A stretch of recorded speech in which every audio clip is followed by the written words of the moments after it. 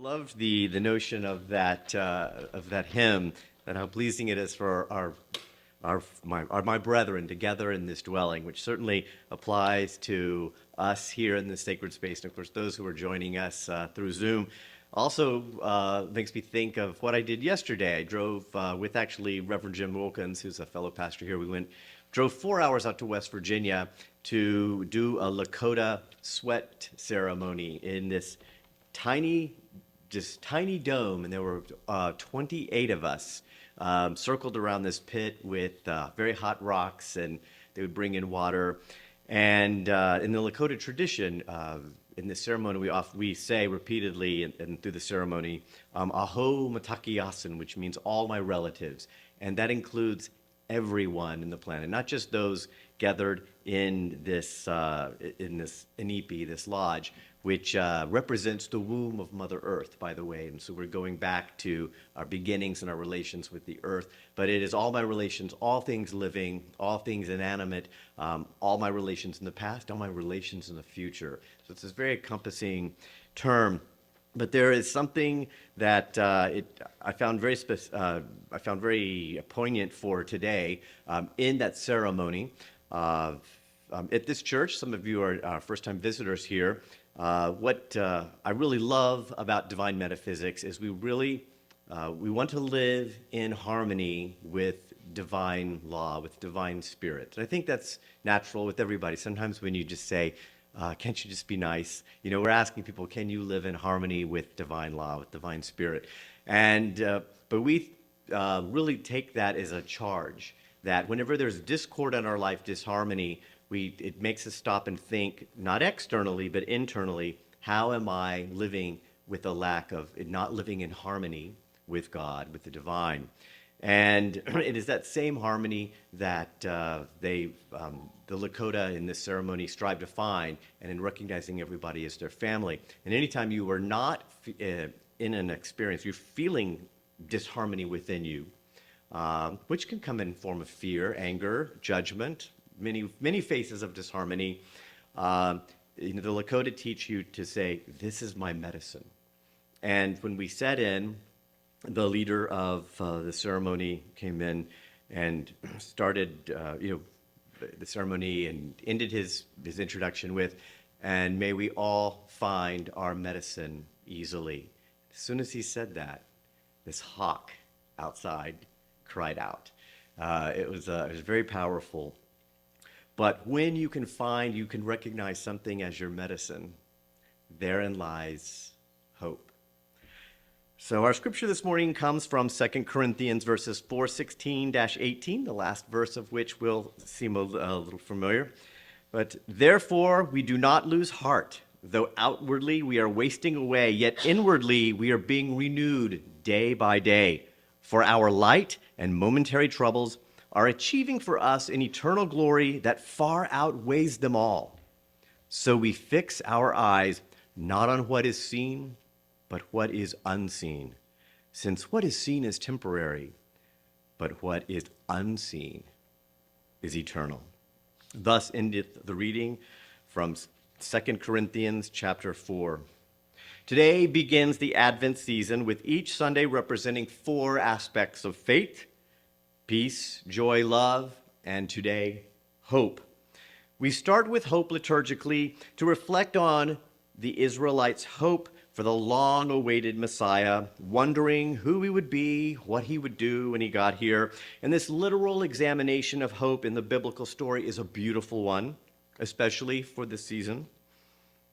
Yet, this image of Israelites hinging on anticipation of the prophesied Messiah paints a rather simplistic image of what is today almost 20 million people of faith.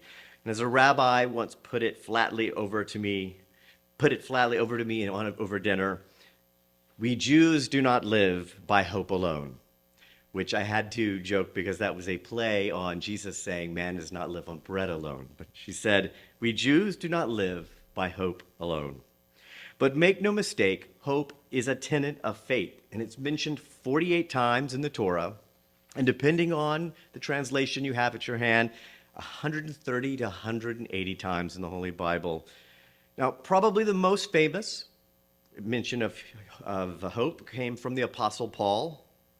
3 things will last forever: faith, hope, and love. Now, to be fair, he does add that the greatest of these is love.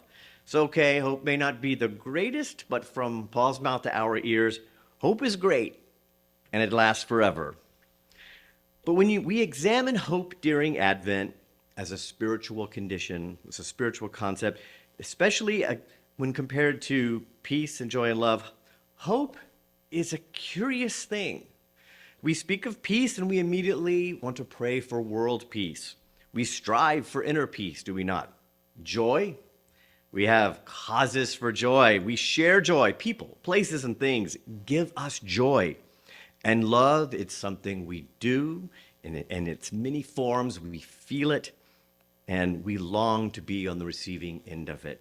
But hope is a curious thing, not to be confused with desire, aspiration, or anticipation even, not to be confused with faith, for which we have specific things for which we have no proof.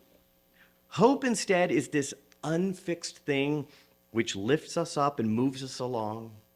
And referring back to our scripture, so we fix our eyes on what is seen, but on what is So we fix our eyes not on what is seen, but upon what is unseen. Since what is seen is temporary, and what is unseen is eternal. The Canadian playwright Val Leski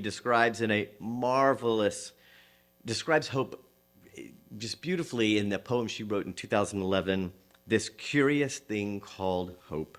And this is just a small part of it. Hope is a curious thing. For many, it is a thin string to which we cling, is the cord of our dreams, the thread that is our seams, our lifeline in our streams of trouble when we stand in the rubble, and the debris of what was our life or what we thought it would be. We hoped for something better, something with different weather, more sun, less rain, more joy, less pain, more peace, less blame. Hope is not for the faint of heart. Now, going back to our Advent story, it begins with fantastic miracles. The angel Gabriel comes and tells Mary, who's minding her own business, that she's going to give birth to a boy, the awaited Messiah. And shortly thereafter, not having told many people, she goes to visit her cousin Elizabeth, who herself is 6 months pregnant.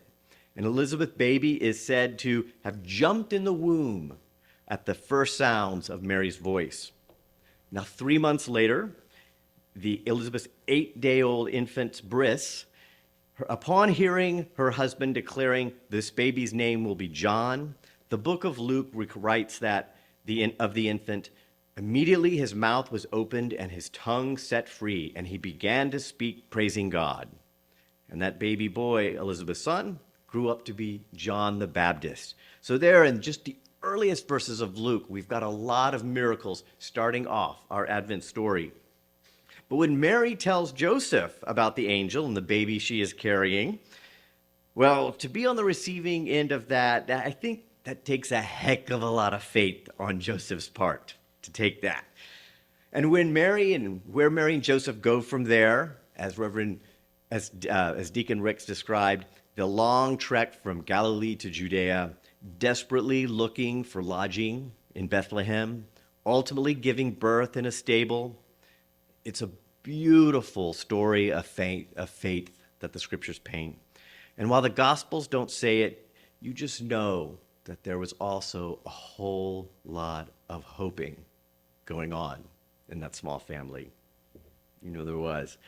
I was curious what Buddhism had to say about hope. And I was a little surprised to read that, unlike our Western faith, hope is not a major tenet of Buddhism. And the more I read, I got it. Hope can take us out of the moment. Hope can be aspirational and leads us to desire and attachment. The late Thich Nhat Hanh wrote, "Hope becomes a kind of obstacle. If you can refrain from hoping, you can bring yourself entirely into the present moment and discover the joy that is already here. But he did allow for, if we can achieve it, this sort of detached optimism. But when I considered and compared this against Paul's take on hope, and with all due respect to the great master Thich Nhat Hanh, I think there still is room for hope. Hoping is, but not hoping that the cool gift we have ordered off Etsy is going to arrive in time for Christmas, or hoping for a Christmas bonus later this month. Those things are aspirational. And these are not the kind of hope so often mentioned in the Bible.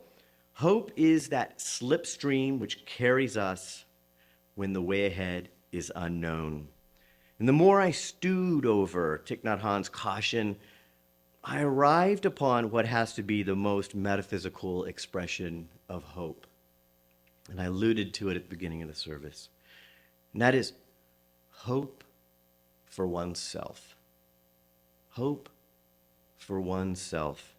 And I don't want to define this any further for you, even though you've come here for a very specific prescription about what you can do, because hope is different for each of us in our different lives, but also from circumstance to circumstance. I don't have, and even for me personally, I don't want to put hope in a box because I have defined it. I have limited it. That actually kind of reminds me of the God that in the past gods had wanted to be. You wanted to know the name of your God, because if you could name the God, you could define him and you could summon them.